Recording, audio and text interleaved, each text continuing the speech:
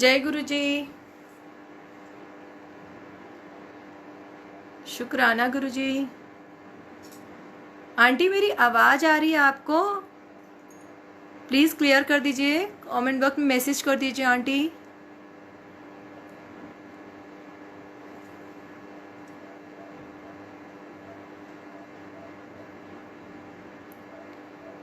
जय गुरु जी। एक song play कर देते ना।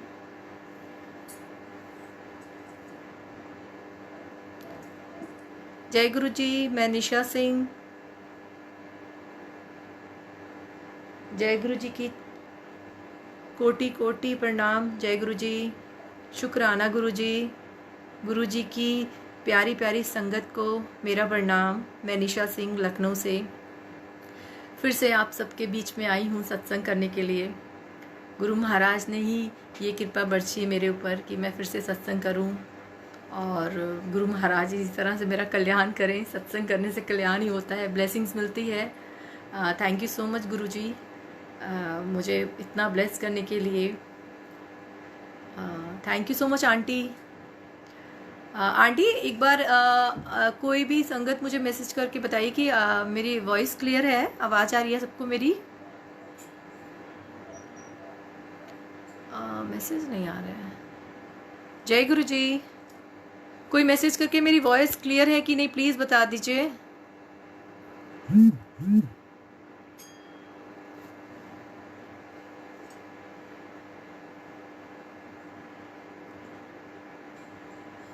कमेंट बॉक्स में प्लीज़ मैसेज बताइए मेरी वॉल्यूम आ रही है कि नहीं, आवाज़ ठीक है? सीजर इसमें मैसेज नहीं आ रहे यार कि जय गुरु जी वाले।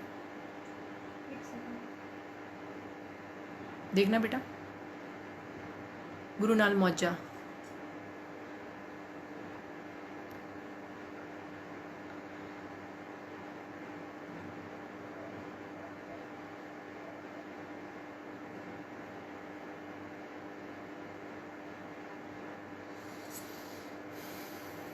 जय गुरु जी। शुक्राना गुरु जी, लख लख शुक्राना आपका। मैं निशा सिंह लखनऊ से आप सबके सामने गुरु जी का सत्संग करने के लिए बैठी हूँ। गुरु जी की महिमा का गुणगान करने के लिए बैठी हूँ। वैसे तो हम इस काबिल नहीं हैं कि हम गुरु जी के महिमा का गुणगान गा सकें, पर गुरु जी हमारे इतने बड़े हैं, कि उनके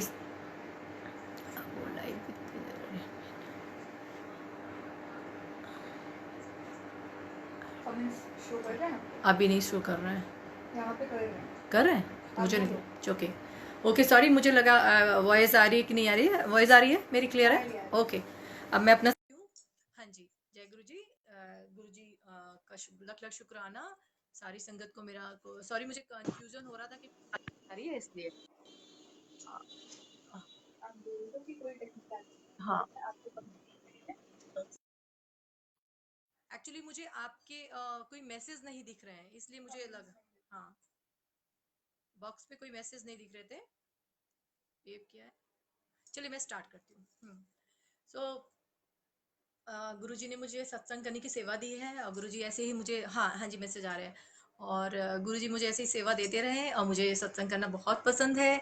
मैं गुरुजी की बहुत नई संगत हूँ, मैं गुरुजी के छोटे बच्चों वालों में से हूँ। और फिर भी गुरुजी ने मुझे इतना ब्लेस किया है कि मैं सत्संग कर रही हूँ।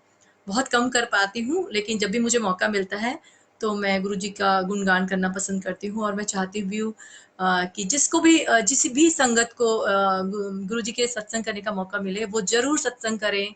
गुरु जी के सत्संग करने से आपको एक पॉजिटिव एनर्जी मिलती है, और हमारे कर्म कटते हैं, जो कि हम दिन भर में लाइफ में कभी ना कभी हमारे थोड़े बहुत कर्म बुरे हो जाते हैं, तो वो हमारे गुरु जी इस तरह से सत्संग करने से काट देते हैं।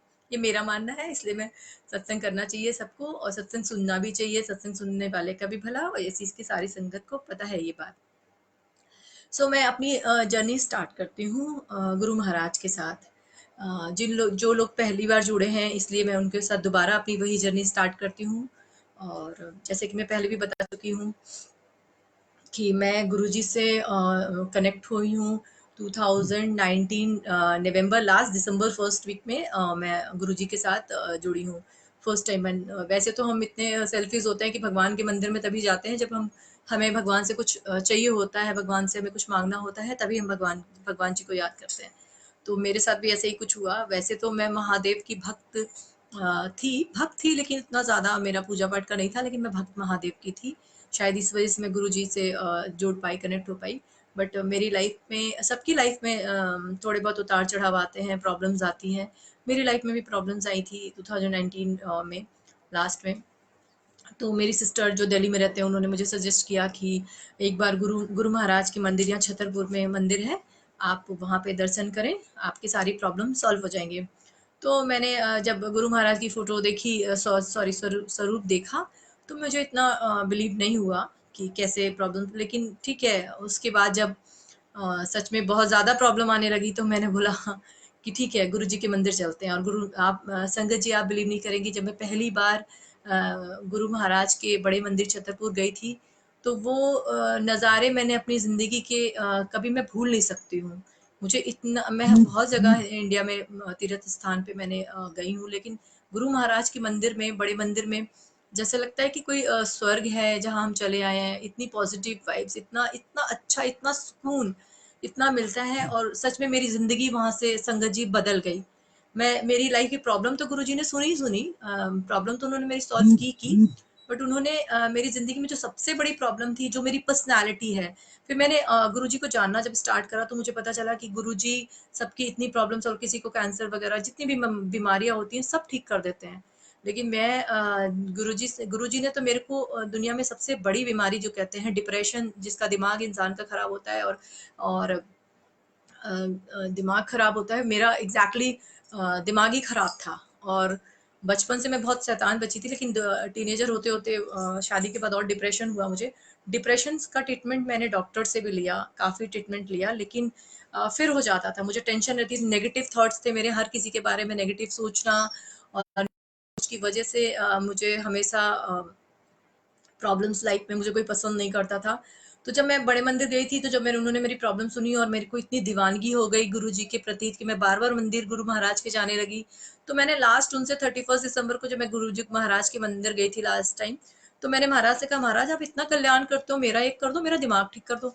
तो महाराज ने मेरी सुन ली, और महाराज ने मेरा दिमाग ठीक करा, मेरा डिप्रेशन ठीक करा, मेरा गुस्सा इतना ज्यादा रहता था, जिसकी वजह से मेरी लोगों से लड़ाइयाँ होती थी, और मैं किसी से भी उल्टा सीधा बोल देती थी, और डिप्रेशन में रहती, अपने आप में रहती थी। सुसाइड करने का भी मेरा मन होता था। तो गुरु महाराज की ऐसी कृपा हुई, उन्होंने मुझे इतनी मतलब इतना चेंज कर दिया, मेरा डिप्रेशन दूर कर दिया, जो किसी भी डॉक्टर की, मेरे पेरेंट्स की, मेरी फैमिली, मेरे फ्रेंड्स, मेरी बेटी, किसी में भी अभी तक इतना नहीं था कि कोई भी मुझे ठीक कर सकता। देखिए, गुरु महाराज ने जो मेरी जिंदगी, आज आज जो मैं आपके सामने निशा सिंह हूँ, मैं एकदम टोटली, मेरी पर्सनालिटी चेंज है। मैं इतनी रिलैक्स फील करती हूँ, और सब गुरु महाराज की देन है।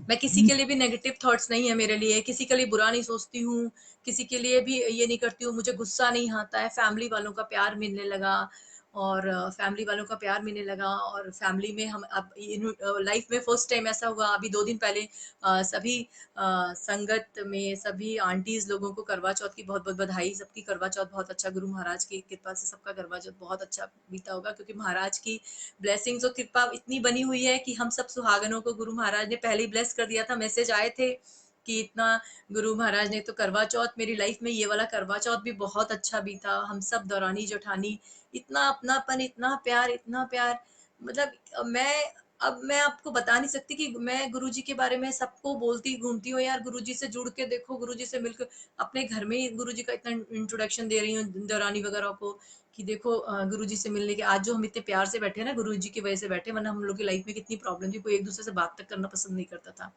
तो मैंने गुरुजी महाराज से जो कुछ मुझे मिला है, मुझे मन की शांति मिली है, बहुत कृपा है, हमारे सारे काम भी अच्छे हो रहे हैं।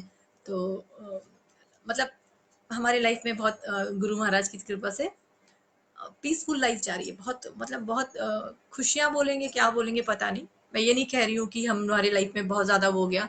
जॉब में अभी कोरोना टाइम में थोड़ी प्रॉब्लम चल रही है, जॉब में नहीं जा रहे हैं, वो सब प्रॉब्लम है। लेकिन जो मेन मेरी एक स्टोरी है, अब यकीन करोगे, मैं सॉरी, मैंने ना स्पेक्स नहीं लगाया हुआ, तो मैं मैसेज इतने ज्यादा लंबे पढ़ूंगी, मैं बाद में पढ़ूंगी और पक्का आपको रिप्लाई करूंगी। मैं हमेशा सबके हर मैसेज के रिप्लाई जरूर करती हूँ, और जो लोग मुझसे नंबर मांगते हैं मैं जरूर उनको नंबर देती हूँ। कई बार ऐसा हुआ है, मेरे छोटे छोटे सत्संग ये भी हैं कि मेरा सत्संग करने से ही मुझे कितनी ब्लेसिंग्स मिली है, और मेरी वजह से, जब मैंने फर्स्ट टाइम सत्संग करने की सोचा था कि मैं सत्संग करूंगी तो मैं क्या बोलूंगी, तो मैंने बोला मैं अपना डिप्रेशन, जो गुरु महाराज ने मुझे मेरे सपनों में आए और उन्होंने कहा कि सर तू, मैंने तो तेरा दिमाग ठीक करा है, तो तू यही वाला बताइयो, तो मैंने यही बताया कि जो मेरे साथ हुआ मैंने वही अपनी घटना बताई। तो इसकी वजह से जो मैंने फर्स्ट सत्संग किया था, उसकी वजह से भी मेरा ये भी छोटा सा सत्संग ही बनता है कि कई मैसेज मेरे पास ऐसे आए आंटी के, अंकल के, कि उनको भी मेरी जैसी सेम प्रॉब्लम थी और उन्होंने मेरा कांटेक्ट नंबर मांगा, एंड देन उनकी फैमिली, उन्होंने भी उनकी फैमिली भी मेरी प्रॉब्लम सॉल्व हुई। तो इस ये भी मुझे एक ब्लेसिंग मिली कि हमारे सत्संग से, ये तो मुझे समझ में आ गया कि हमारे सत्संग से करने वाले से हमारे किसी ना किसी के आंसर्स मिलते हैं, सबको मिलते हैं।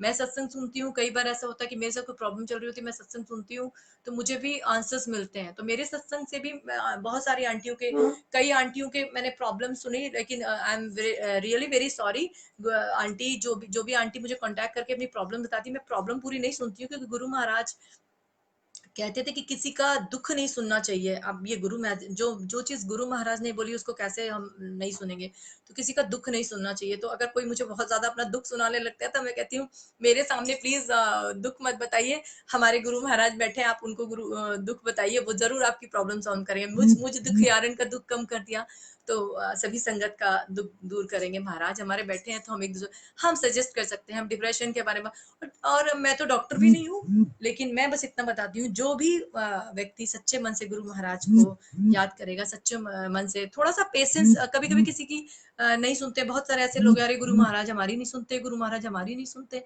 लेकिन थोड़ा पेशेंस रखने। गुरु महाराज ने परीक्षा मेरी भी बहुत ली है, बहुत परीक्षा ली है। उन्होंने कहा भी, पुत्र मैंने तेरी बहुत परीक्षाएं ली है, परीक्षा इतनी ली, जब गुरुजी से जुड़ी हूँ उसके बाद कुछ टाइम तक मेरे को थोड़ा, मुझे बहुत एग्जाम्स देने पड़े गुरुजी के लिए। गुरुजी परखते हैं कि नींबू की तरह, सुना है ना, नींबू की तरह निचोड़ लेते हैं, तो एग्जैक्टली गुरुजी नींबू की तरह निचोड़ लेते हैं। जब उन्होंने निचोड़ लिया और देखा कि हाँ, आज भी मैं उनके साथ कनेक्ट हूँ, दुख में सुख में हर हाल में हम गुरुजी के गुणगान करते हैं, गुरुजी से प्यार करते हैं, गुरुजी से बहुत प्यार करते हैं।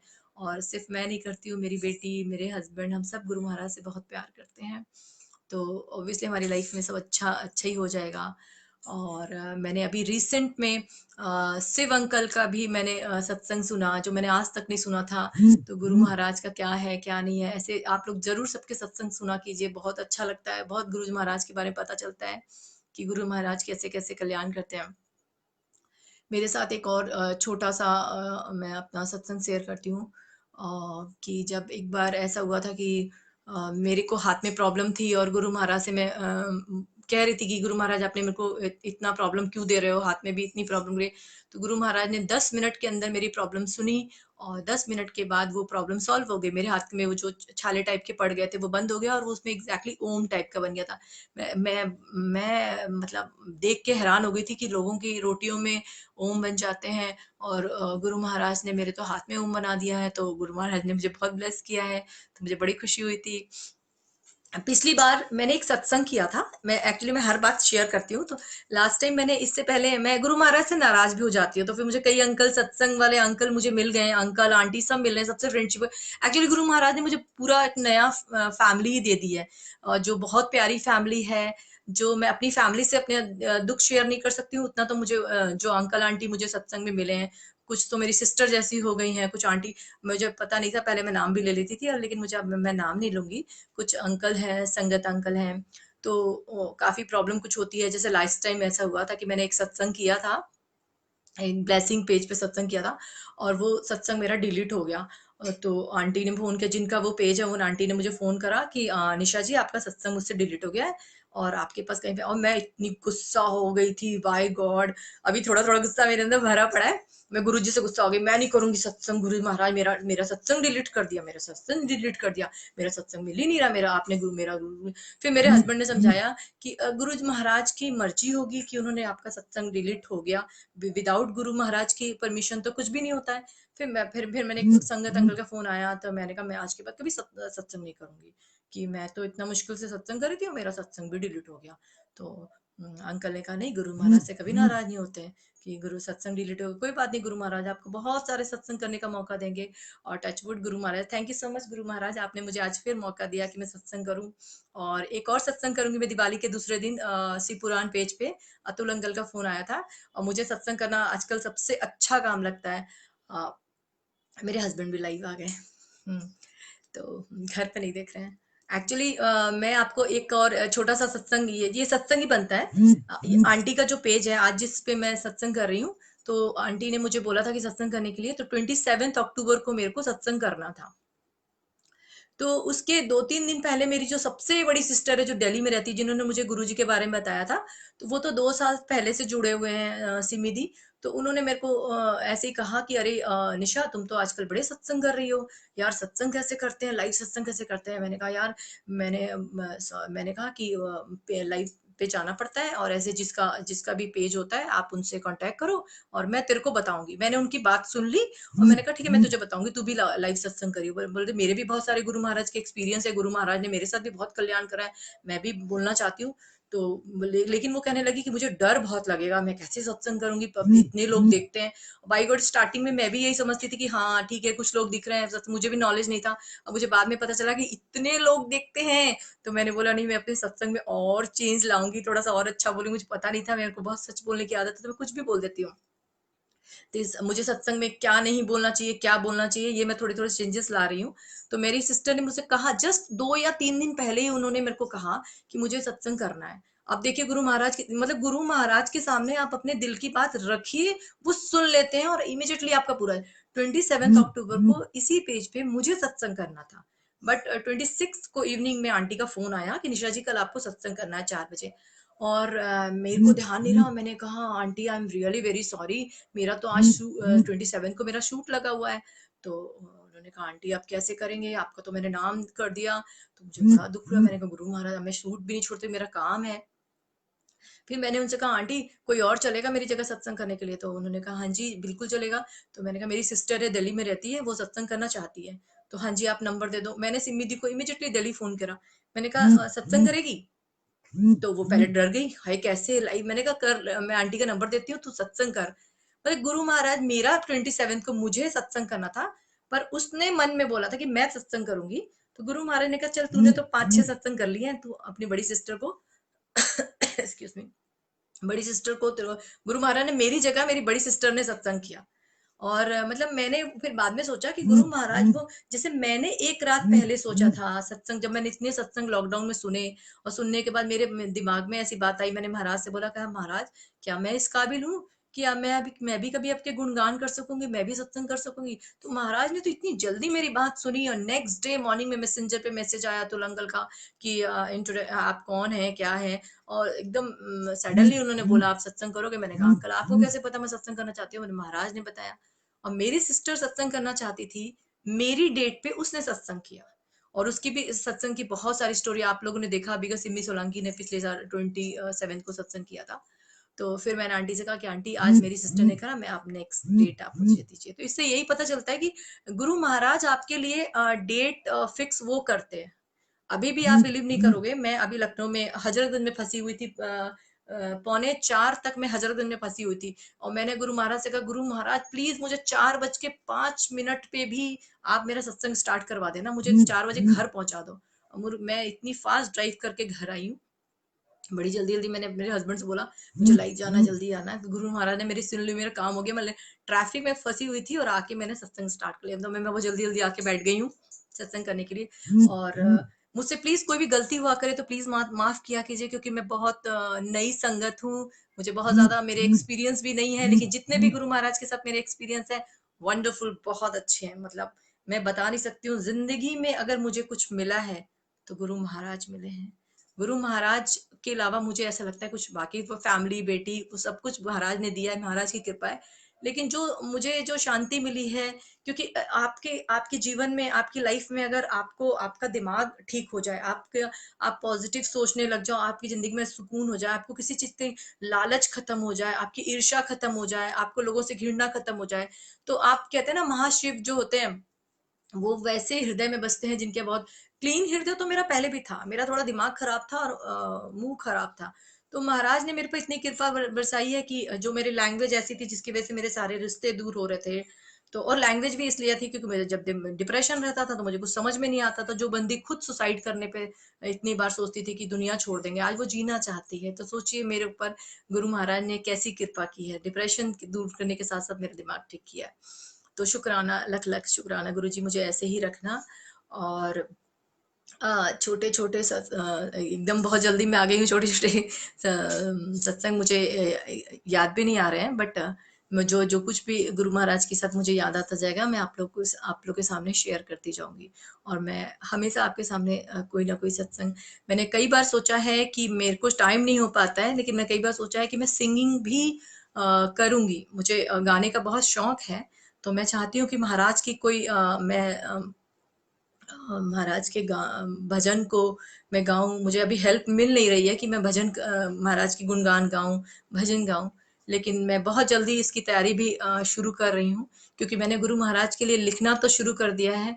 मुझ जैसी, सॉरी, बंदी नहीं बोला जाता, ये मुझे अंकल ने बताया, मुझ जैसी संगत को कभी लिखना पसंद नहीं था। तो महाराज ने मुझ पे इतनी कृपा करी कि मैंने गुरु महाराज के इतनी सारी एक मोटी डायरी लाइक स्टार्ट की। तो गुरु महाराज के बारे में लिखना स्टार्ट कर दिया। और तो मैं चाहती हूँ कि गुरु महाराज मेरे पे इतनी कृपा बरसाएं कि कुछ भजन भी मैं गुरु महाराज के लिए गाऊं। तो जैसे कि मेरा बड़ा ही फेवरेट सॉन्ग है वो वाला जो महाशिव का है, जो मैं हमेशा एक अपने सत्संग में एक लाइन जरूर गाती हूँ, क्या वो करेगा लेके चढ़ावा, सब कुछ त्याग के बैठा कहीं, भक्त नहीं वो भला है ढूंढता, गुण देखे गुणगान नहीं, मैं कहता नहीं श्रद्धा है बुरी पर कर्म तराजू। आगे की लाइन में ठीक से याद नहीं है, बट मुझे ये सॉन्ग बहुत पसंद है और मैं बहुत सारे सॉन्ग की तैयारी कर रही हूँ। मेरे जब भी सत्संग होता है बहुत जल्दी में हो जाता है, मैं पूरी तैयारी करके नहीं बैठ पाती हूँ, बट मैं मना नहीं करती हूँ। अगर मुझसे कोई कहे आंटी आप सत्संग करोगे, हाँ जी मैं करूंगी। आंटी आप सत्संग करोगे, हाँ जी। मेरी तैयारी हो या ना हो, मैं शुरू हो जाती हूँ। तो मुझे बस ऐसा लगता है गुरु जी महाराज के सत्संग करने का मौका मिल रहा है, तो हम बड़े किस्मत वाले हैं, बहुत किस्मत वाले हैं जो गुरु महाराज हम लोग को ये सेवा दे रहे हैं। और गुरु महाराज इसी तरह हम लोग को सेवा अपनी देते रहें, गुरु महाराज के सत्संग करें और सभी का कल्याण हो। फेस्टिवल सीजन चल रहे हैं, सभी संगत को अभी से, मैं दिवाली के पहले तो नहीं आऊंगी, दिवाली के नेक्स्ट डे आऊंगी लाइव। तो अभी सभी को शुभकामनाएं, दिवाली की बहुत बहुत शुभकामनाएं। सभी की दिवाली बहुत अच्छी, गुरु महाराज की कृपा से। गुरु महाराज हर घर में दिया जले, हर घर में लक्ष्मी माँ का प्रकाश हो, हर घर में सुख शांति, हर किसी की बीमारी गुरु महाराज दूर करे, हर किसी के कष्ट गुरु महाराज दूर करे। अपने बच्चों को गुरु महाराज इतना प्यार करें। गुरु महाराज में प्लीज मेरी ये अरदास कबूल करना, आपकी जितनी संगत है सबको आप बहुत प्यार दें, जिस तरह से आपने मुझे बहुत प्यार दिया। मैं तो हमेशा से ये सोचती थी मैं बहुत शैतान, बहुत बहुत खराब, बहुत अच्छी इंसान नहीं हूँ, लेकिन गुरु महाराज ने जब मुझे प्यार देना स्टार्ट करा तो मुझे समझ में आया कि नहीं नहीं, मैं भी बहुत अच्छी इंसान हूँ। वरना गुरु महाराज के पास ऐसे कोई भी नहीं जा सकता। गुरु महाराज का नाम भी जय गुरु जी भी कोई नहीं ले सकता विदाउट उनकी परमिशन। तो गुरु महाराज हमारे पिता ही हैं, साक्षात पिता है, महाशिव है, हमारे महादेव है। उनकी कृपा सब संगत पे बनी रहे, सबकी दिवाली बहुत अच्छी जाए। आई होप सबका करवा चौथ भी बहुत अच्छा गया, सारे फेस्टिवल अच्छे मिले सबकी। इस साल जैसे दिवाली पे हम कहते हैं कि राम जी अपने घर आते हैं, तो इस साल ऐसी दिवाली मने कि ये कोरोना कहीं चला जाए, वापस चाइना ही चला जाए। डॉटर हंस रही है फिर मम्मी। तो ऐसे ही होता है अगर जल्दीबाजी में बैठते हैं, ठीक है। और मैं आपको और क्या शेयर करूं। मुझे एक और बात कुछ याद आ रही है। सॉरी, मेरे को ना आंटी बहुत ज्यादा अभी ना सत्संग, मैं बता रही हूँ, मैं बहुत जल्दी में आके बैठ गई हूँ, इसलिए मुझे इतने अच्छे याद नहीं आ रहा है, लेकिन मैं फिर बोलती चली जाती हूँ। कोई नहीं, पुरानी संगत ऐसा कुछ नहीं होता। अच्छा हाँ, पुरानी संगत, नई संगत, हाँ मुझे पहले ऐसा फील होता था। हाँ, आप लोग कुछ मुझे पूछे तो मैं जरूर बताऊं, ये भी मेरा सत्संग हो जाएगा। ऐसा कुछ नहीं होता। हाँ, मुझे ऐसा लगता था कि पुरानी संगत बहुत लकी है जो गुरु महाराज को देख पाई है। गुरु महाराज को, हाँ, इससे भी मुझे एक चीज याद आ गई ना, देखिए मैं सब कुछ भूल गई थी अभी मैं। तो गुरु महाराज की संगत मुझे बहुत लकी लगती है। तो जो पुराने संगत के जब मैं सुनती थी सत्संग सुनती थी, तो मैं एक अंकल का सुनती थी कि वो अंकल गुरु महाराज के चरणों को अपने सर पे लगा लेते हैं, तो मैं बहुत दुखी होती थी। मैंने कहा, "हे भगवान, हम इतना टाइम बचपन से दिल्ली जा रहे हैं, गुरु महाराज की कृपा हमारे ऊपर कभी बरसी नहीं, जो हम दिल्ली में, हमें पता ही नहीं चला गुरु महाराज कौन, कहाँ थे, कैसे थे।" तो मैं बड़ी नाराज हुई, और मैं 31 दिसंबर को, जब गुरु महाराज की समाधि दिवस वाला दिन था, तो मैंने किसी ने फेसबुक पे गुरु महाराज की पार्थिव शरीर की फोटो डाल दी, और मैंने गुरु महाराज को लिटरली मैं बहुत रोई। मैंने कहा, गुरु महाराज, आपने हमें इतने भी दर्शन नहीं दिए कि हम एटलीस्ट आपको देख पाते, आपके चरण ही धोले। मैंने, कोई बात नहीं, जिन अंकल आंटी ने गुरु महाराज के चरण छुए, हम उन्हीं के चरण छू लेंगे, हम उन्हीं के हाथ हाथ को चूम लेंगे। हम ये सोच रहे थे। और गुरु महाराज ने नेक्स्ट डे मुझे सपना दिया, समाधि दिवस के नेक्स्ट डे मुझे सपना आया, ड्रीम में आया। वैसे तो गुरु महाराज कई बार मेरे सपनों में आए हैं।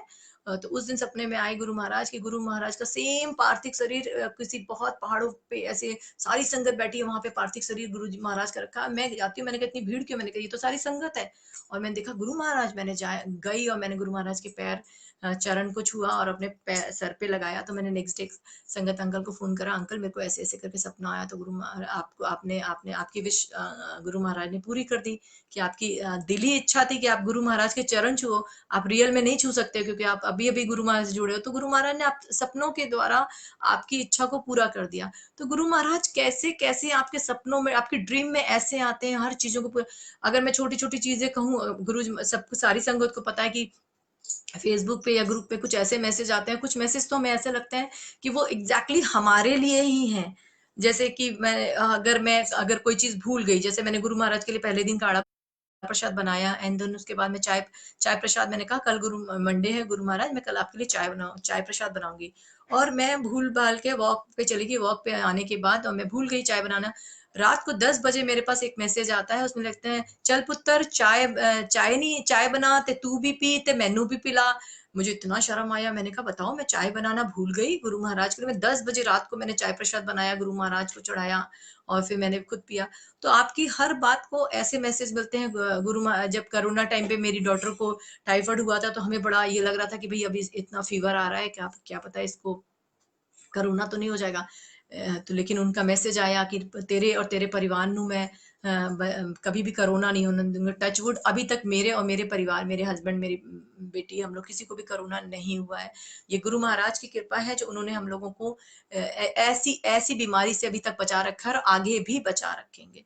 तो हमें तो समझ में भी नहीं आता। एक दिन ऐसे ही हुआ था, जब मेरा एक्सीडेंट हुआ था। मैं तो दिसंबर में गुरु महाराज से जुड़ी थी, और जनवरी में मेरा एक्सीडेंट हुआ था। इतना भयानक एक्सीडेंट हुआ था कि मैं रोड क्रॉस करी थी, मेरी गाड़ी उस साइड खड़ी थी, और मैं रोड क्रॉस कर रही थी, मैं अपनी कार के पास जाना चाह रही थी, तो एक कार आई थी, और उसने मुझे बहुत तेज, ऐसे डेलिबरेटली लग रहा था कि मार देगा, इतनी तेजी से आया, और उसने मुझे धक्का। पीछे से एक अंकल आए, और उन्होंने मेरे हाथ को ऐसे मतलब पीछे से उन्होंने, मेरा शायद सूट ही पहना था, मुझे याद नहीं है, ऐसे खींचा, और मेरा उनके बोनट पे हाथ लगा। बस मेरे हाथ में हल्का सा चोट आई थी, वो भी गुरु महाराज के। मैंने एक बार डॉक्टर को दिखाया, डॉक्टर से मुझे आराम नहीं मिला। मैंने कहा, मैं नहीं जाऊंगी डॉक्टर के पास, फालतू में पैसे खर्चे लेगा डॉक्टर, बिल पे बिल बनाएगा, ये कराओ वो कराओ, एक्सरे कराओ ये कराओ, और बिल बनाएगा, ठीक तो कर नहीं पा रहा। मैंने गुरु महाराज के चंदन अंदर लगाया, और मेरा काफी मुझे आराम मिल गया। लेकिन गुरु महाराज ने नेक्स्ट डे मुझे सपने में दिखाया कि तेनू तो मैं बचा ली, पंजाबी में, कि उन्होंने मुझे बचा, उन्होंने तो मेरे पर ऐसी कृपा करी कि बचा लिया उन्होंने। वरना शायद जो मुझे हल्का सा चोट आई थी, हो सकता है मेरी गाड़ी मेरे ऊपर से जाती, और मेरे को बहुत, मतलब गुरु महाराज ने वहां भी बचाया। अब धीरे धीरे, और एक और मैं आपको बताती हूँ। देखिए, मैं पहले कहती हूँ ना कि मैं भूल गई, और फिर मुझे एक छोटी छोटी बात याद आती है। अभी रिसेंट में एक अंकल से मेरी बात हो रही थी कि गुरु महाराज लोगों को दर्शन देते थे। एक आंटी का सत्संग था, कि वो आंटी बाहर से, इंडिया से बाहर से आती थी, एंड उनको सभी संगत को वाला सत्संग सुना होगा, कि ड्राइवर को गुरु महाराज ने आके हाँ, तो जो वो वाला जब सत्संग मैंने सुना कि एक ड्राइवर अंकल को मन था कि आंटी मैं भी अंदर जाऊंगा, लेकिन फिर मुझे इतना डिटेल में नहीं पता। आप लोग पुरानी संगत है, नई संगत, सबको वो वाला सत्संग सुना होगा, कि गुरु महाराज ने खुद लंगर का प्रसाद उस ड्राइवर को दिया। तो ये वाले सत्संग से मुझे ऐसा लगा कि हाँ, गुरु जी सच में मंदिर में कभी-कभी दर्शन करते हैं, देते हैं। तो मैंने इतनी पुरानी बात अभी 15 दिन पहले एक संगत अंकल से मैंने शेयर की। मैंने कहा अंकल एक बात बताइए, आपके बड़े मंदिर में आप तो पुरानी संगत हो, आपके बड़े मंदिर में क्या गुरु महाराज जैसे एकदम same to same coffee face वाले इंसान कोई है? मैंने ऐसे पूछा, क्योंकि ये वाला सत्संग मैंने अभी रिसेंट में सुना और उसमें ये वाली बात मुझे पता चली कि लाइक वो ड्राइवर को तब ड्राइवर ने बोला आंटी को कि ये लंगर तुम्हें कहाँ से मिला? लंगर ऐसे जिनके सर पे बाल नहीं है वो मुझे ये लंगर दे के गए। तो जब उस ड्राइवर को गुरु महाराज दर्शन दे सकते हैं तो बात आई कि मैं अंकल से पूछूं क्या ऐसा एक्चुअली हुआ। जब मैं अकेली दिल्ली गई थी अपनी बेटी से मिलने जाती थी, जैसे हर सैटरडे संडे में अपनी बेटी से पीजी मिलने जाती थी, दिल्ली लखनऊ से दिल्ली जाती थी। तो मैं जब भी जाती थी तो मुझे बहाना चाहिए था, एक तो बेटी से मिलने का और दूसरा गुरु महाराज से मिलने का। तो जब मैं गुरु महाराज की अकेली गई मंदिर में तो मैं ऐसी लाइन में जब जा रही थी हाथ जोड़ के, तो एक अंकल खड़े थे, एकदम टोटली फेस उनका गुरु महाराज। और मेरा जो नेचर है ना, अगर मेरे दिल में कोई बात आएगी ना मैं उनको मुंह पे जाके पूछने वाली हूँ। तो मैं रुक गई, मैंने उनको पूछा आप कौन है? मैंने ऐसे ही पूछा, कुछ नहीं, मैंने अंकल अंकल कुछ नहीं, मैंने पूछा आप कौन है? तो वो कहते हैं मैं संगत हूँ। तो मैंने कहा आपका फेस गुरु जी से क्यों मिल रहा है? तो उन्होंने बोला, मैंने कहा आप उनके भाई हैं?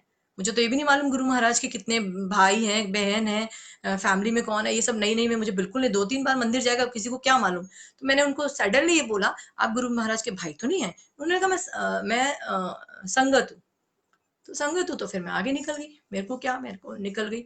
ये बात मुझे एग्जैक्टली गुरु महाराज के फेस ऐसा लग रहा था, वो पैंट और शर्ट पहना हुआ था बट लग रहा था फेस ऐसा, ऐसे कैसे हो सकता है? मैं मुड़ मुड़ के भी देख रही हूँ, इनका फेस, इनका गुरु जी जैसा इनका फेस क्यों है, गुरु जी जैसा फेस है।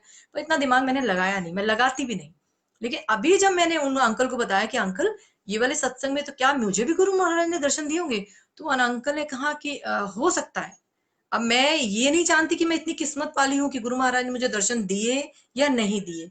अगर आप लोग पुरानी संगत में और सेवादार अंकल जितने भी हैं, बड़े मंदिर के जितने भी सेवादार अंकल हैं, अगर आप लोग को पता होगा कि कोई सेवादार अंकल एक ऐसे हैं, कि ये मेरा क्वेश्चन है आप लोगों से, पुरानी संगत से जो लोग सेवादार अंकल हैं, क्या कोई एक अंकल ऐसे हैं जिनका फेस बिल्कुल गुरु महाराज से मिलता है? अगर गुरु महाराज से मिलता होगा तो ये मेरी गलत फहमी है। अगर नहीं मिलता है, कोई ऐसे सेवादार नहीं है, तो मैं बड़ी किस्मत वाली हूँ, मुझे गुरु महाराज ने दर्शन दिए। तो गुरु महाराज को पता नहीं चलता कब किसको कैसे दर्शन देते हैं। या तो हम किस्मत वाले होंगे या हमारा दिमाग में इतना गुरुजी पूरी तरह से बैठ गए ना कि अब हर जगह गुरुजी दिखते हैं। क्यों हंस रहे हो यार? जय गुरु जी, शुक्राना गुरु जी। मेरा मेरा सत्संग और आपने मुझे बहुत ब्लेस किया है। आपने मुझे बहुत बहुत प्यार दिया है। आपने एक ऐसी इंसान के जीवन में उनकी उसकी ज़िंदगी में पहली बार इतनी खुशियाँ आई हैं और सिर्फ गुरु महाराज की वजह से आई हैं। इससे पहले मेरी लाइफ बहुत ख़राब थी, बहुत ख़राब थी।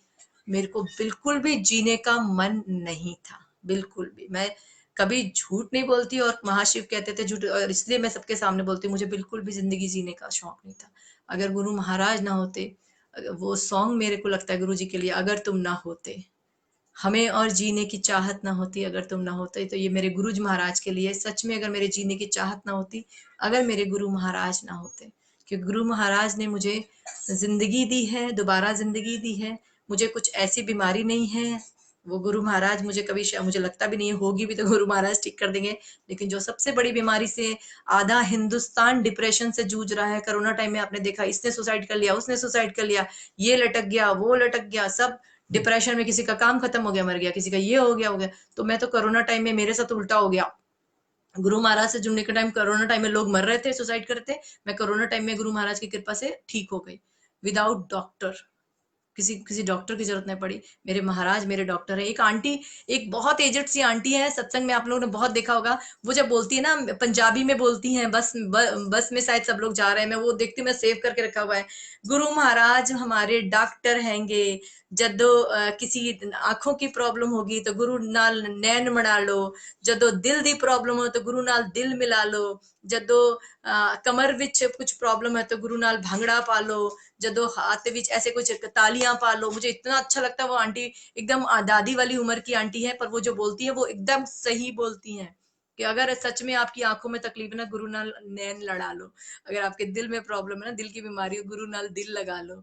तो ये चीज है, जो मानते हैं वो जानते हैं कि गुरु महाराज क्या है, और जो नहीं मानते हैं वो किस्मत वाले नहीं है, क्योंकि साक्षात महाशिव हमारे जीवन में आ चुके हैं, लेकिन उन लोगों को एहसास नहीं है इस चीज का। मैं बहुत कोशिश करती हूँ कि मेरे जैसा कोई इंसान है बहुत, कि किसी को भी कोई प्रॉब्लम है, मेरे पास भी वही हो गया, मैं भी वही काम करती हूँ कि नहीं भाई लो, गुरु जी हैं, जी हैं, गुरु जी हैं। एक अभी अभी रिसेंट में एक और आंटी हैं जो जिनके पार्लर में मैं जाती हूँ, ईशा आंटी, कभी ना कभी सत्संग करेंगी। अचानक हम इतने सालों से 4 साल से उनके पार्लर में जा रहे हैं, और वो अभी अभी गुरु जी से कनेक्ट हुई है, तो इतने, और उन्होंने मुझसे कहा कि मैं गुरुजी की यहाँ पे, मेरे पास छोटा सा गुरुजी का स्वरूप था, तो मैंने अभी नवरात्रों में पूजा की, तो मेरे दिल से आवाज आई कि मैं गुरुजी की स्वरूप को बाहर निकाल के उनकी भी पूजा करूं। वो नहीं निकाल पा रही थी गुरुजी का स्वरूप, क्योंकि वो ससुराल में लोग बोलते कि पता नहीं किसका है। उन्होंने अपनी सारी गुरुजी वाली फीलिंग्स मुझे बताई कि निशा जी मेरे साथ ऐसा हो रहा है, और उनकी दिली इच्छा है कि कोई मुझे गुरुजी का बड़ा स्वरूप दे, वो खरीदना नहीं चाहती है।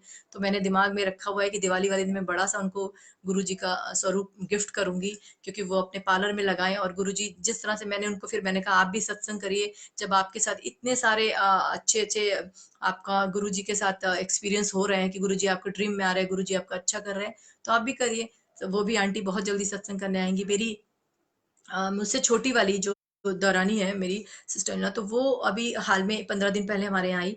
तो उसने ऐसे बोला कि मैं सबसे बड़ी बहू हूँ, मुझसे कहा कि निशा मैं बहुत प्रॉब्लम है, मेरी सिस्टर का एकदम घर टूट गया है, और उसका मतलब हस्बैंड ने उसको डाइवोर्स देने की बात कर रहा है, हम लोग बहुत दुखी हैं, ये वो। तो मेरे महाराज हैं, और मेरे पास कोई ऐसा छोटा सा रूप था नहीं, जो पूछो मैं देना ही नहीं चाहती। मेरे पास जो छोटे छोटे मुझे मिले हैं बड़े मंदिर से, वो तो नहीं देना चाहती हूँ। तो मुझे गुरु जी से इतना प्यार है कि मैं गुरु जी को कोई चीज़ देना नहीं चाहती हूँ किसी को। तो मैं गूगल से या नेट से कहीं से निकाल के उनको दूंगी वो बना के। तो मैंने उनको कहा कि मोबाइल पे मैंने व्हाट्सअप करा, मैंने कहा ये आशा तुम ये लेके जाओ और अपनी सिस्टर को दिखाओ, और इसको कहते हैं मंत्र जाप। मंत्र जाप करो, और आप गुरुजी के स्वरूप को थोड़ी देर देखोगी। नेक्स्ट डे मैंने उनको फोन करा, मैंने कहा आशा ये बताओ कैसा चल लग रहा है। यार यार बहुत अच्छा लग रहा है, एकदम हल्का हल्का लग रहा है, मतलब मन में शांति लग रही है, बहुत अच्छी फीलिंग्स आ रही है। मैंने कहा आगे आगे देखना कितना अच्छा होगा, तेरी बहन का घर भी बस जाएगा, जो अगली बार आई हो मैं तुझे अच्छे से स्वरूप निकाल के अच्छी तस्वीर मढ़वा के दूंगी गुरु जी की। तो गुरु जी को अगर आप सबके साथ गुरु जी इतना कल्याण करते हैं, तो आप ज़रूर समाज का कुछ लोगों की जिनकी ज़िंदगी में प्रॉब्लम है, आप उनको ज़रूर गुरु जी का जल प्रसाद दें, गुरु जी का स्वरूप दें, सबका कल्याण करें। गुरु जी तो चाहते हैं, वैसे तो विदाउट गुरु जी की परमिशन आप किसी का कल्याण, आप आपके बस में है ही नहीं जो आप उनका किसी का कल्याण कर सको। आप बता सकते हो, जैसे मेरी सिस्टर ने मुझे बताया, अगर वो मुझे नहीं बताती तो मैं शायद बड़े मंदिर नहीं जा पाती, लेकिन वो गुरु जी की मर्जी थी कि हमें मुझे वो बताएं। कोई ना कोई जरिया बनता है, आप सब जानते हैं कि कोई ना कोई जरिया बनता है गुरु जी तक। गुरु, और वक्त भी आपका जब तक आता नहीं है तब तक आप महाराज के पास जा नहीं सकते, महाराज को आप याद नहीं कर सकते। जब आपका, मेरा वक्त इतना टाइम बाद आया, मेरा वक्त अगर पहले आ गया होता तो शायद मेरी जिंदगी कुछ और होती। लेकिन फिर भी लख लख शुक्राना गुरु महाराज का, कि जितना भी गुरु महाराज ने मुझे देर आए दुरुस्त आए ना, जिंदगी के इस पड़ाव में आए, तो शायद मेरा तो कल्याण गुरुजी ने इस उम्र में किया। बट इससे मुझे लगता है कि मेरी बेटी के लिए बहुत गुरु महाराज ने अच्छा कर दिया। क्योंकि अगर आपकी, मेरे पास एक ही बेटी है, अगर आपकी किसी का कल्याण, आपका कृपा महाराज की बरस रही है, तो वो हम रहे या ना रहे, तो ये तसल्ली हो गई कि हमारी जिंदगी में गुरु महाराज आ चुके हैं, और गुरु महाराज मेरी बेटी का मेरे ना रहने के बाद भी वो बहुत ध्यान रखेंगे। तो मुझे देर से इसलिए मिले, शायद मेरे कर्म अच्छे नहीं थे, कर्म वाकई बहुत बुरे रहेंगे, और हर इंसान के कुछ ना कुछ। और कर्मों पे याद आया, हमें तो ये नहीं पता होता है कि हम छोटी छोटी गलतियां पूरी जिंदगी करते हैं, और लाइफ में प्रॉब्लम्स आती हैं, और हमें ये नहीं पता होता कि हमारे कर्म इससे, रोज हमारे कर्म खराब हो रहे हैं। जैसे झूठ बोलना लोगों के लिए आम बात है, लेकिन हमें ये नहीं पता था ये छोटा झूठ बोलना कर्म खराब हो रहे हैं।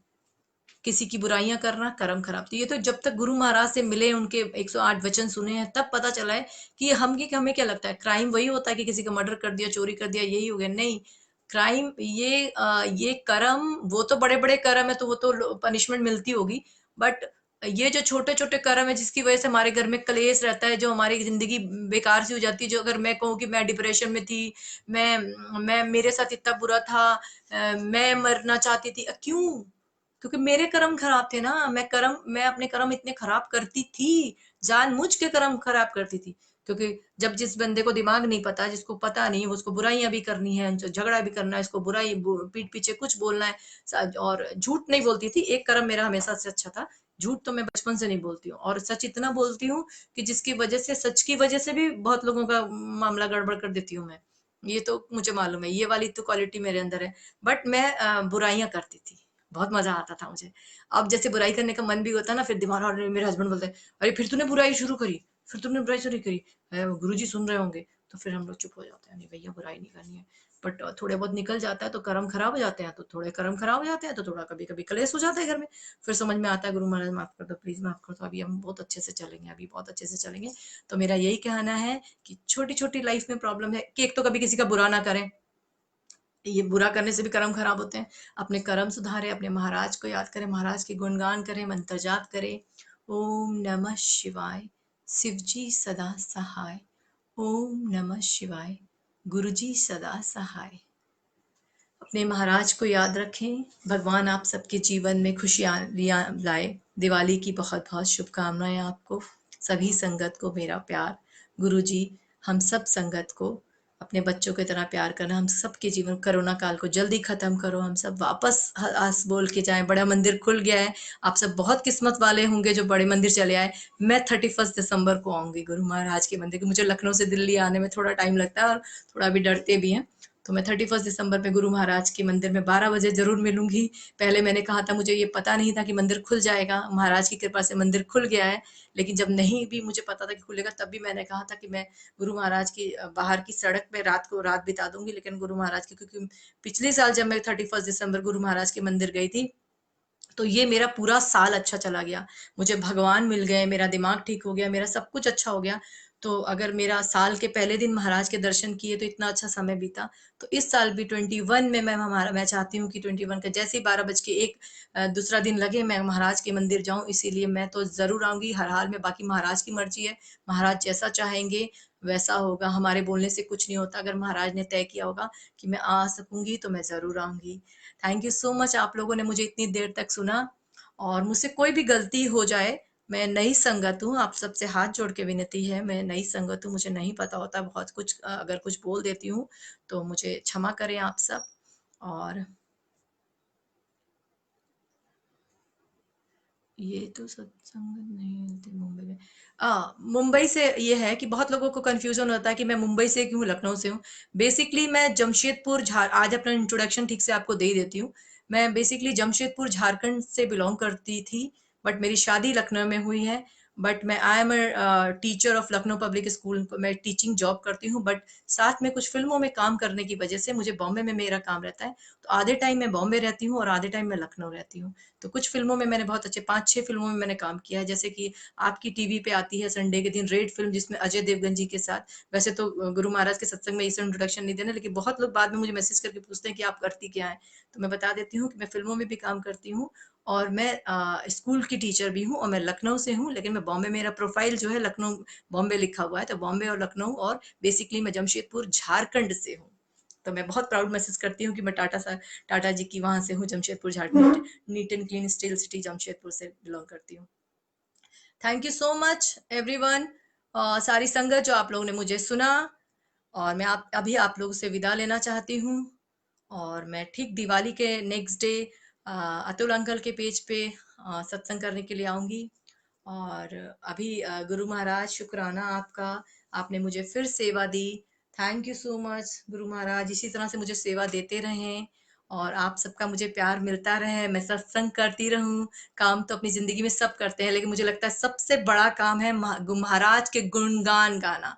और मुझे सबके सत्संग बहुत पसंद आते हैं, और मुझे पता है कि आप संगत जितनी है मुझे भी बहुत पसंद करती हैं। तो उसके लिए बहुत बहुत शुक्रिया आपका, बहुत बहुत धन्यवाद आप सबका। तो मुझे अब इजाजत दीजिए। जय गुरु जी, शुक्राना गुरु जी।